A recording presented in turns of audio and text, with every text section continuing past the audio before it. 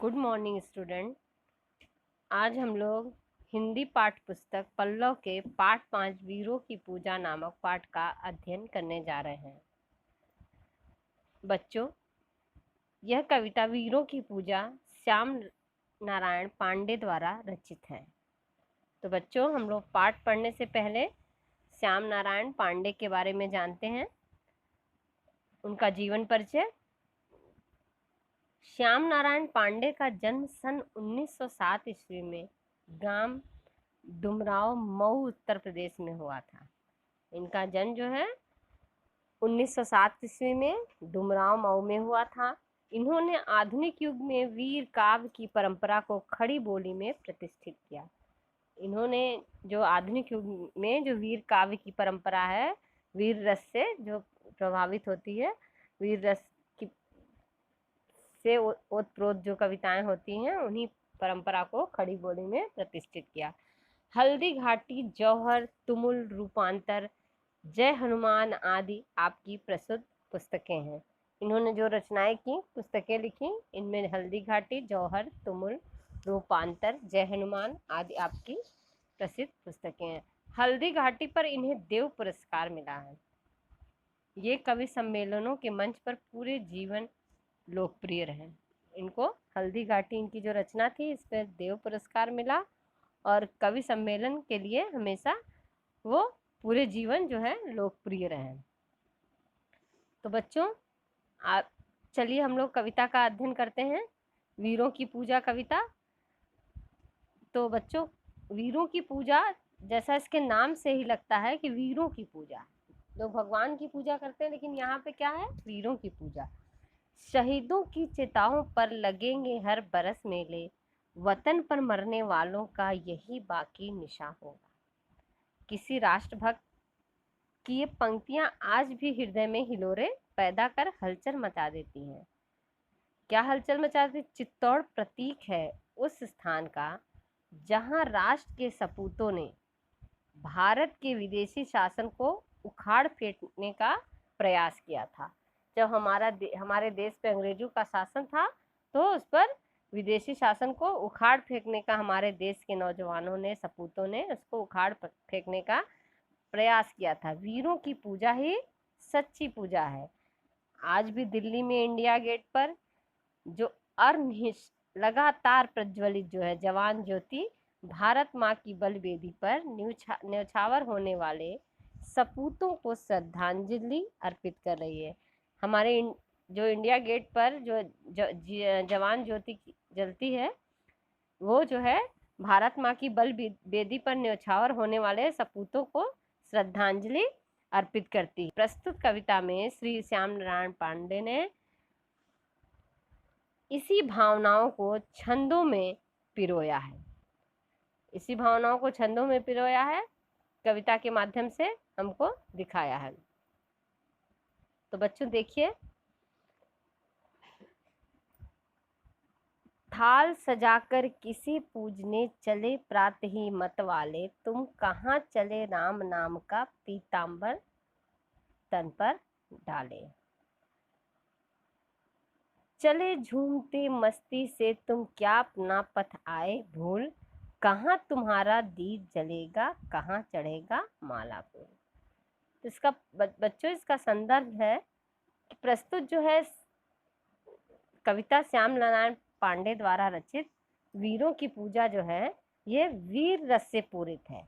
इसमें क्या है? वीरों के उत्साह का है, जोश का वर्णन किया गया है, तो वीर रस से पूरित है। इसके अंतर्गत कवि सन्यासी से वार्तालाप करते हैं। एक सन्यासी है जो साधु पूजा करने जा रहा है, उससे वार्तालाप करते हैं और जिज्ञासा, अपनी मन में जो उनके जिज्ञासा उठती है उन्हें सन्यासी को देख करके, उसे वो व्यक्त करते हैं कि सन्यासी चित्तौड़ की दिशा की ओर क्यों जा रहा है। सन्यासी जो है क्यों चित्तौड़ की दिशा की ओर जा रहा है थाल सजाकर। कविता में सन्यासी चित्तौड़ की दिशा में आगे बढ़ रहा है अपनी पूजा की थाल लेके। उसी का वर्णन किया गया है कि चित्तौड़ की गरिमा को बनाए रखने हेतु प्राण न्यौछावर कर दिए उन्होंने, हमारे नौजवानों ने। तो देखिए, थाल सजाकर किसे पूजने चले प्रात ही मत वाले, कहाँ चले तुम राम नाम का पीताम्बर तन पर डाले। प्रात मतलब सुबह, और पीताम्बर मतलब पीला वस्त्र, तन मतलब शरीर पर डाले। थाल सजाकर किसे पूजने चले प्रात, सुबह सुबह। कवि क्या कहते हैं, कवि सन्यासी से क्या पूछ रहे हैं कि तुम इतनी सुबह सुबह थाल सजाकर किसकी पूजा करने जा रहे हो, कहाँ चले तुम राम नाम का पीताम्बर टंगा। और ये राम नाम लिखा हुआ, राम नामी वाला पीताम्बर यानी पीला वस्त्र पहन रखा है, ये सब पहनकर कहाँ शरीर पर डाल के पीला वस्त्र तुम कहाँ जा रहे हो।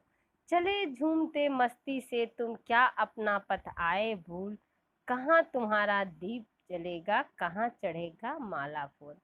फिर क्या कहते हैं कवि सन्यासी से कि जो है कहीं तुम अपना रास्ता तो नहीं भूल गए हो, कि तुम्हारे थाली में जो है ये दीपक है, फूल है, ये सब जो ये हो, ये सब कहाँ जलेगा, ये कहाँ लेके जा रहे हो, कहाँ ये माला फूल चढ़ेगा, किसको चढ़ाओगे, ये दीपक कहाँ जलेगा, ये सब कहाँ लेके जा रहे हो, किसको चढ़ाने के लिए, किसको, ये तुम्हारा दीपक कहाँ चढ़ने के लिए जा रहा है। इधर प्रयाग न गंगा सागर, इधर न रामेश्वर काशी, कहाँ किधर है तीर्थ तुम्हारा, कहाँ चले तुम सन्यासी। तो पूछता है कि कहाँ ये तुम दीप जलाने जा रहे हो, कहाँ ये माला फूल, कहाँ आके तुम्हारा तुम चाहते हो दीप जलाना और यह माला फूल चढ़ाना। क्योंकि तुम जहाँ जा रहे हो वहाँ पर क्या है, वहाँ पर क्या है, कोई तीर्थ स्थान नहीं है। जहाँ तुम जिस रास्ते पर चल रहे हो उस रास्ते पर कोई तीर्थ स्थान नहीं है। इधर प्रयाग न गंगा सागर, इधर न रामेश्वर काशी।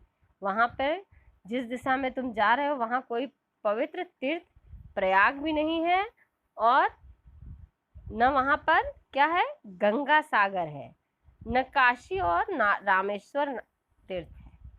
जो ये सारे तीर्थ स्थल हैं, गंगा सागर, रामेश्वर, काशी, ये सब कुछ नहीं है। ये जहाँ जिधर तुम जाना चाहते हो, इसलिए तुम जिधर जा रहे हो उधर कोई पवित्र स्थान नहीं है। मुझे न फिर देखिए, यहाँ कवि कहते हैं कि इधर प्रयाग नहीं है, गंगा सागर, कोई तीर्थ स्थल नहीं है। कहाँ सन्यासी तुम किधर जा रहे हो, कहाँ जा रहे हो। तो सन्यासी क्या बोलते हैं, मुझे न जाना गंगा सागर, मुझे न रामेश्वर काशी, तीर्थराज चित्तौड़ देखने को मेरी आंखें प्यासी।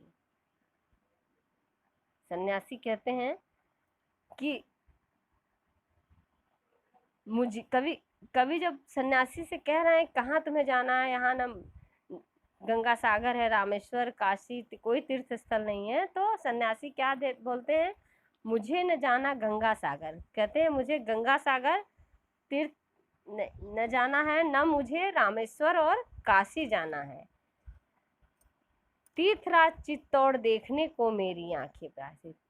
तीर्थराज चित्तौड़ ऐसा है जो अपने अचल दुर्ग पर शत्रुओं की बोली की आक्रमण की आवाजें सुनकर जोश से भर गया। वो बोलते हैं कि तीर्थराज जो है चित्तौड़ देखने के लिए हमारी आंखें प्यासी हैं, उसी को देखने के लिए मैं जा रहा हूँ।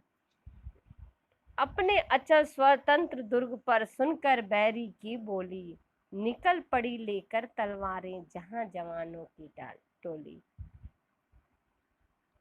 कह रहे हैं कि अपने अचल शत्रुओं का मुकाबला, अपने अचल दुर्ग पर शत्रुओं की बोली या आक्रमण की आवाजें सुनकर जोश से भर गया। जहां से शत्रुओं का मुकाबला करने के लिए जवानों की टोली जो है तलवारें लेकर निकल पड़ी थी। वो दुर्ग, वो किला, दुर्ग मतलब किला, बैरी मतलब दुश्मनों की बोली सुनकर, अचल स्वतंत्र दुर्ग पर जो है बैरी की बोली सुनकर निकल पड़ी लेकर तलवारें जहां जहां पर दुश्मनों की शत्रुओं की बोली सुनकर आक्रमण करने के लिए, जोश से जो है शत्रुओं का मुकाबला करने के लिए हमारे जवानों की टोली जो है निकल पड़ी थी। जहां आन पर माँ बहनों की जला जला पावन होली, और जहां पर सतीत्व की रक्षा करने के लिए, मान मर्यादा की रक्षा करने के लिए माताओं एवं बहनों ने क्या किया था? जला जला पावन होली, वीर मंडली गर्वित स्वर से जय माँ की जय जय बोली। बोलते हैं जहां आन पर माँ बहनों की जला जला पावन होली। बोलते हैं कि जहां पर माँ बहनों की खातिर, मान मर्यादा की खातिर माताओं एवं बहनों के पवित्र जौहर की आग जलाकर आत्म बलिदान किया, और जहां पर वीरों की मंडली गर्व से भरे स्वर में कहे कि जय माँ जय मातृभूमि की घोषणा करती हुई शत्रुओं का सामना करने के लिए निकल पड़ी। मतलब सुंदरियों ने जहां देश हित के लिए जौहर व्रत करना सीखा, जौहर व्रत करना सीखा, तो जहां पर और स्वतंत्रता के लिए जहां बच्चों ने भी मरने सीखा, सुंदरियों ने जहां देश हित के लिए मतलब जौहर व्रत करना सीखा, मतलब अपने को सती बन जाना, आग में जला देना, और जिसके पति आज़ादी की लड़ाई में शहीद हुए थे उनके साथ वो भी अपने को चिता में डाल दी थी। और स्वतंत्रता के लिए जहां बच्चों ने भी मरना सीखा, बच्चे भी उसका सामना करने के लिए आगे आए। वहीं जा रहा पूजा करने लेने सतियों की पद धूल, वहीं हमारा दीप जलेगा, वहीं चढ़ेगा माला फूल।